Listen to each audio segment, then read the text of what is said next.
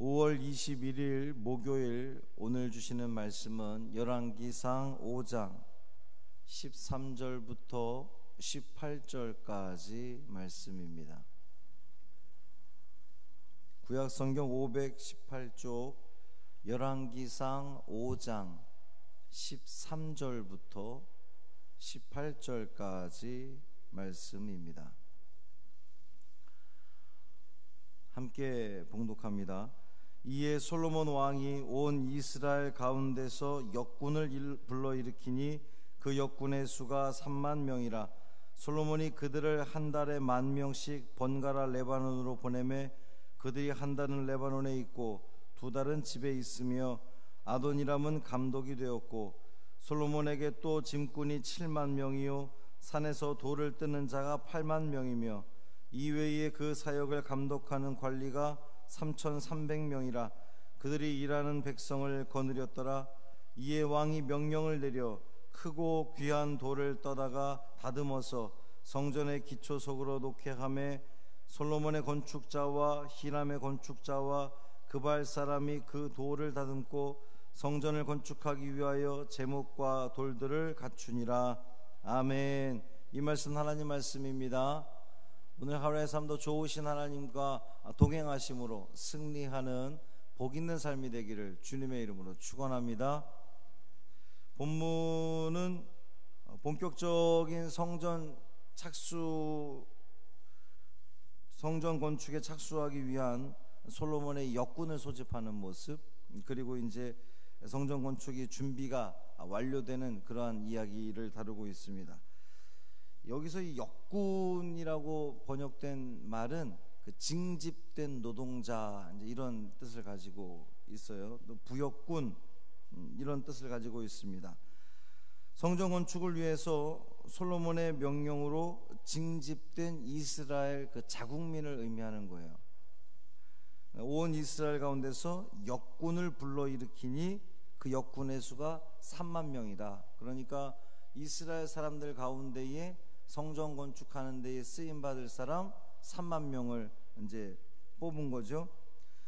근데 이제 이 사람들은 15절에 나오는 그 짐꾼 7만 명, 또 산에서 돌을 뜨는 자 8만 명과 달리 이제 그들은 이방인, 이스라엘 내에 거주하지만 이방인 노예 같은 개념의 사람들입니다.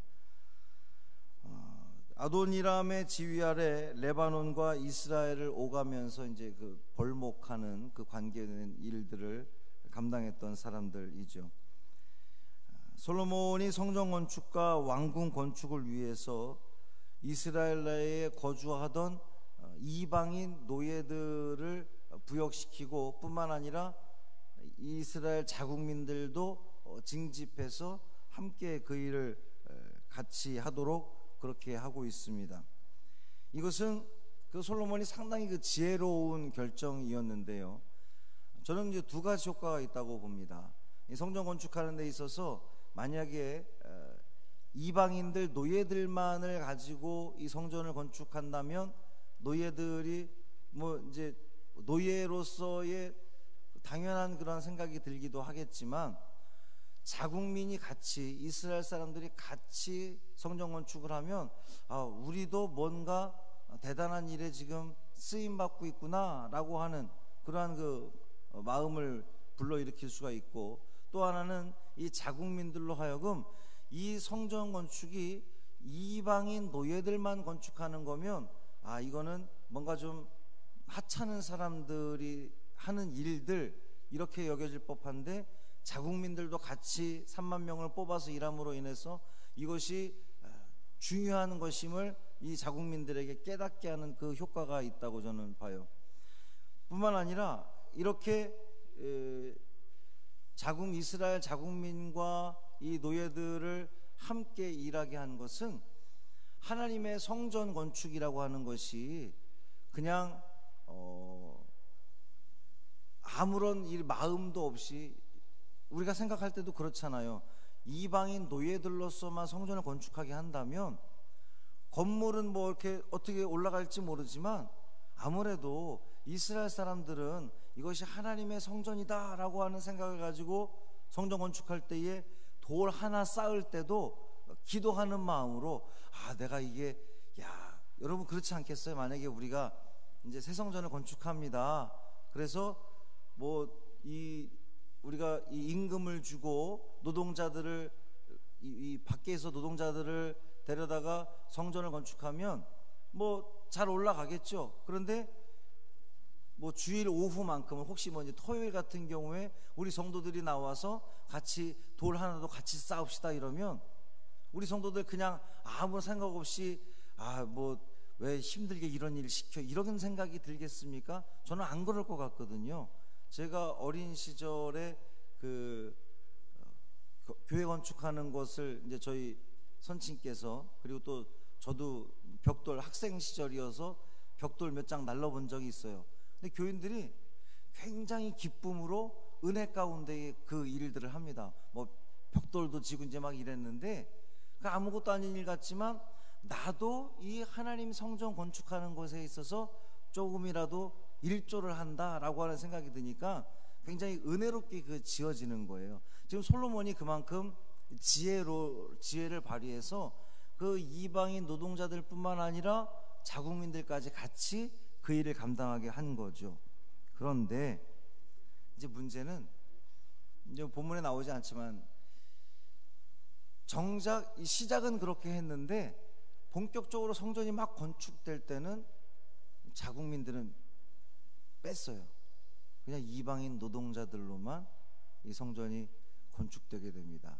그것이 저는 이 훗날 솔로몬이 어떤 그 초심을 잃고 이렇게 쇠락의 길을 걷는 것을 좀 암시하는 그러한 대목이라고 생각이 듭니다.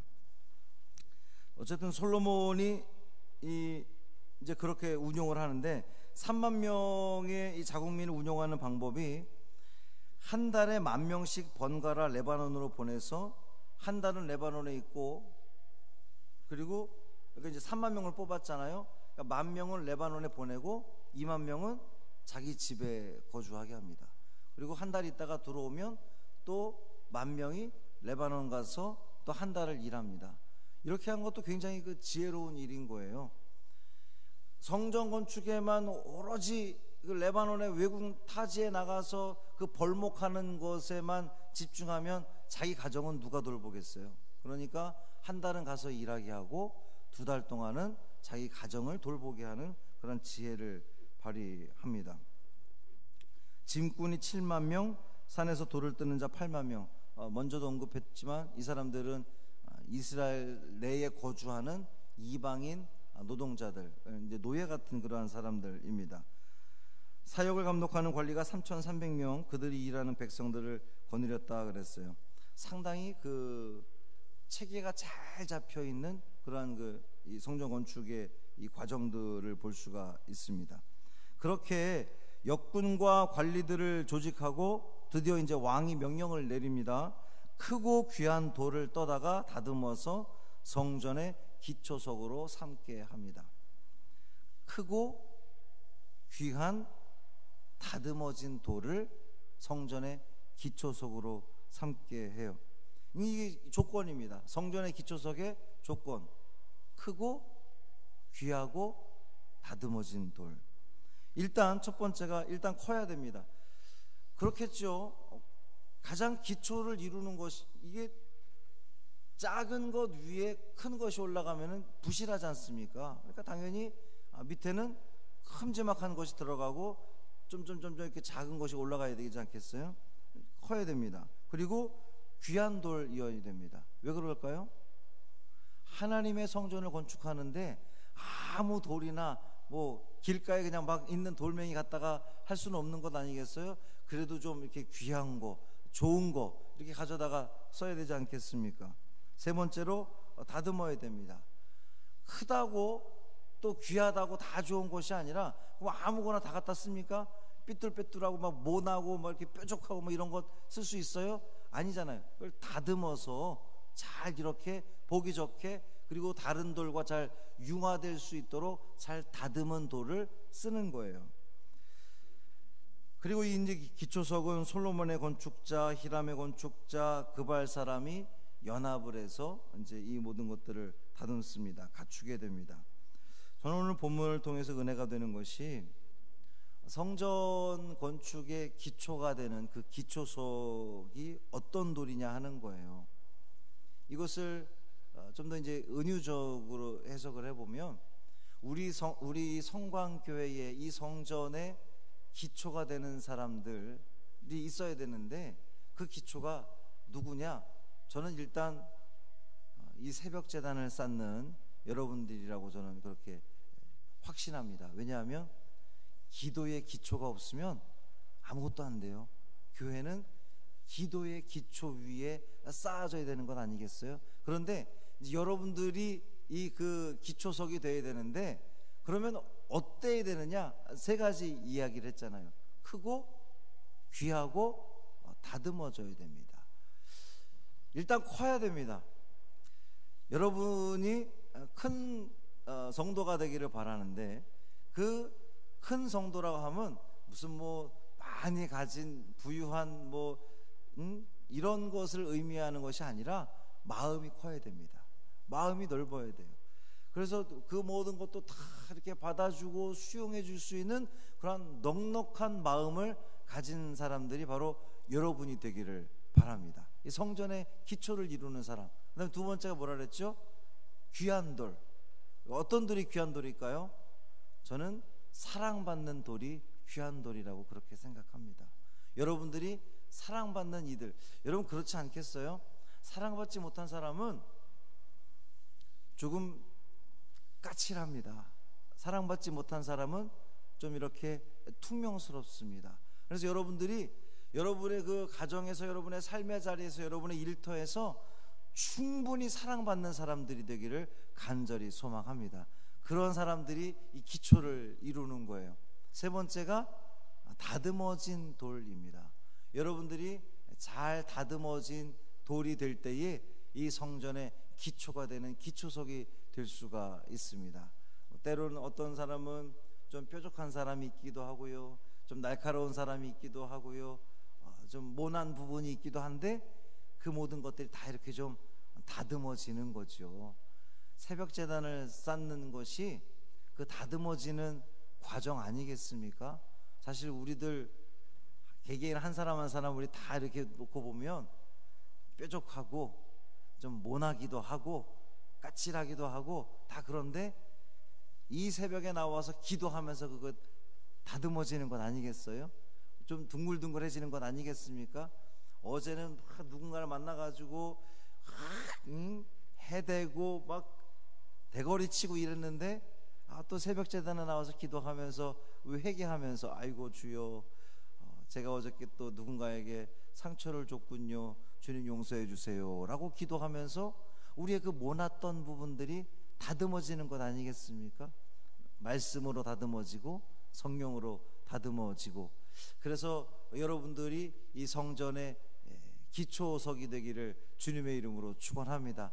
이 성전을 든든히 바치는 기초석이 될 때에 그 위에 조금 좀 부족하고 좀 더 부족한 사람들이 이렇게 채워지면서 아름다운 그러한 그 성전이 이루어지는 것처럼 이 성전도, 우리 성광재단도 여러분의 그 아름다운 그 기초석, 여러분 통하여서 하나님께서 기뻐 받으시는 귀한 온전한 성전 되기를 간절히 소망합니다. 이 일에 쓰임 받는 여러분이 되기를 바랍니다. 그냥 저기 그냥 이렇게 쓰이지 않고 이렇게 비껴져 있는 그런 돌이 아니라 하나님 성전의 한 축을 담당하는 데에 쓰임 받는 우리 모두의 삶이 되시기를 주님의 이름으로 축원합니다.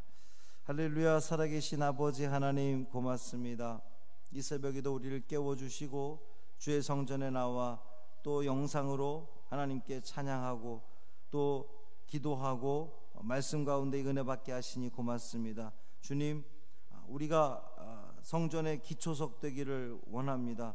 우리의 그 모습은 별 볼 일 없지만 정말 크고 우리의 마음이 크고 또 사랑받는 우리 귀한 돌이 되고 또 잘 다듬어진, 때로는 우리가 그렇게 모나고 뾰족하고 불평을 갖기도 하고 하지만 이 새벽 제단에 나와서 기도함으로써 그 모든 것들이 잘 다듬어져서 성령 가운데 다듬어져서 그래서 이 성전의 그 든든한 기도의 기초석 또 신앙의 기초석 믿음의 기초석 되는 우리 믿음의 성도들 되게 하여 주옵소서. 이 하루의 삶도 온전히 주님께 맡기기를 원하며 우리 주 예수 그리스도의 이름으로 간절히 축복하며 기도합니다.